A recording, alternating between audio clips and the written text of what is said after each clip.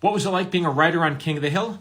My partner and I were writers on it for 5 seasons. We wrote a bunch of episodes, including this one, The Witches of East Arlen, where Bobby becomes a witch.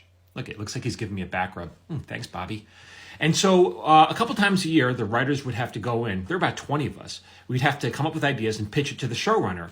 We'd go in with like 4 or 5 ideas, and hopefully they'd buy one. And if they didn't, what do you think you're getting paid for? So a couple of weeks before the big pitch, my partner and I were bouncing around ideas, and he came up with the idea, what if Bobby was a Wiccan? And I was like, what's a Wiccan? I'd never heard of that. And he says, it's like a witch. He said, years ago, he had a girlfriend, and her mother was a Wiccan. I was like, really? What's that mean? Did she have magic powers? And he said, no. I said, well, did she think she had magic powers? And he was like, yeah, kind of. And immediately I'm like, oh, this is interesting. And the minute your eyes light up on an idea, you go, okay, you might be onto something. So we're bouncing around the idea some more. Originally, one of the early ideas was like Bobby would do something and would make a spell, and then like a couple days later, coincidentally, something similar might happen. Someone's dog might die or whatever, and he would think he maybe had powers. And we quickly dismissed that idea. It seemed too television, seems too silly.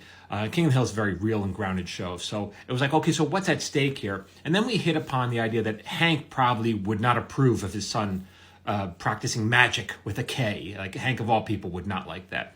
And so we came up with this character that Bobby falls under the spell of one of the older Wiccans, and we needed a name for this guy.